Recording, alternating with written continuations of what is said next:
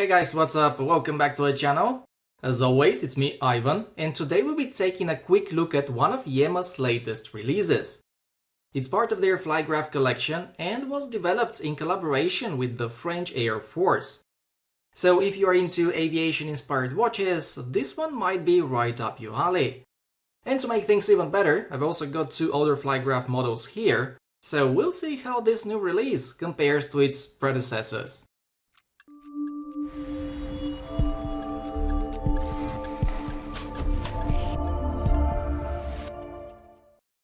Guys, in order to keep things transparent, you should know that Yema sent me this new Flygraf for review. I spent about 2 weeks with it before sending it back. However, they did let me keep the chronograph model. That said, they had no influence over this video and they didn't get to watch it before anyone else. And as always, everything you're about to hear is simply my own opinion and impressions after spending time with these watches.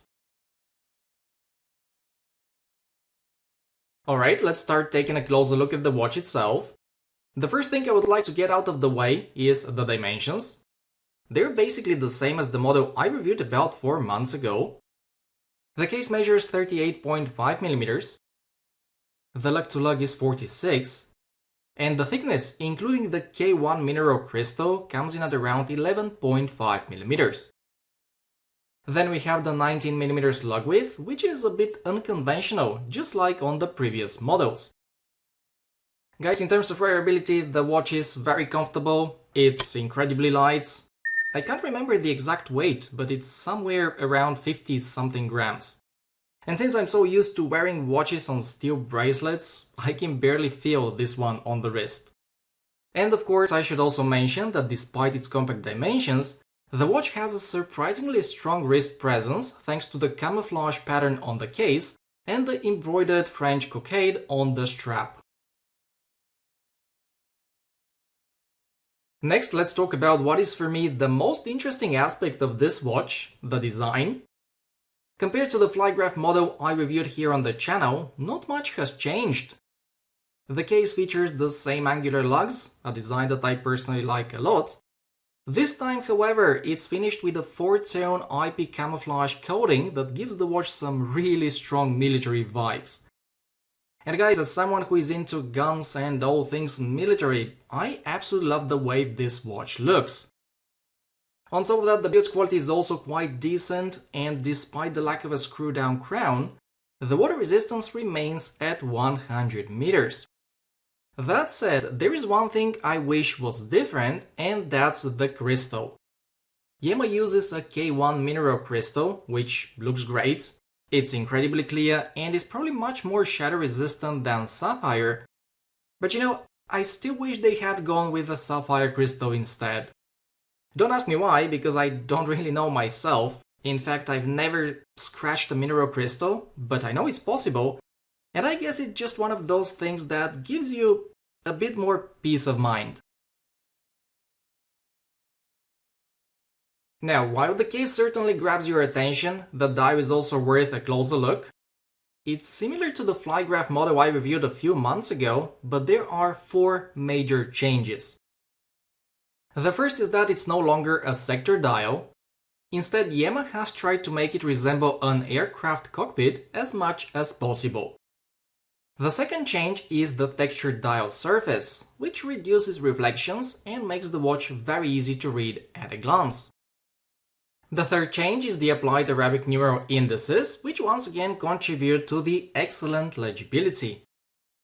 And finally, at 6 o'clock we find the French Air Force logo, adding a nice touch of color to an otherwise monochromatic design. So overall guys, I think Yema has absolutely nailed the dial. It perfectly complements the military-inspired case, while offering excellent legibility, which is a very important aspect of any field or aviation-inspired watch. And before we talk about the movement, here is a quick look at the lume. Yema has gone with Super Luminova BGW9. The hands glow noticeably brighter than the indices, but overall the low light legibility is very good, and you should have no problem reading the time, even in complete darkness. Alright, it's time we finally talk about the movement. Unlike the Flygraf pilot model I reviewed earlier this year, this one doesn't feature an automatic caliber. Instead, it comes equipped with Seiko's VH31 Mecha Quartz movement. I'm sure most of you are already familiar with it, but just in case this is the first time you've heard about it, it's basically a quartz movement with a sweeping seconds hand that beats at 2 Hz or 4 ticks per second. It's also a true no-date movement with an advertised accuracy of ± 15 seconds per month, and you can expect around 2 years of battery life before it needs replacing. So, in my opinion, the VH31 is a reliable litho movement that makes perfect sense in a watch like this. It's accurate, inexpensive to maintain, and the sweeping seconds hand makes it a bit more appealing than your average quartz movement.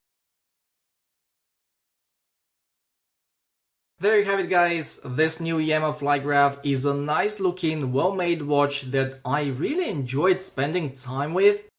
When it comes to negatives, I don't have much to complain about apart from the crystal. As I mentioned earlier, I would have preferred to see sapphire instead of mineral. And then there is the price. The watch retails for €459, which, in my opinion, doesn't represent the best value for money. And if you're not a dedicated collector of military-inspired watches, you may find the asking price difficult to justify. That being said, the watch itself is great, and if you're comfortable with the price, I'm sure you enjoy wearing it. But hey, that's just my opinion, so feel free to let me know what you think about this Yema Flygraf in the comments below. As always, thank you very much for staying until the end, it really means a lot to me, and if you enjoyed today's video, I would really appreciate it if you could give it a like and consider subscribing to the channel if you haven't already. Thanks again, guys, take care, and I'll catch you in the next one.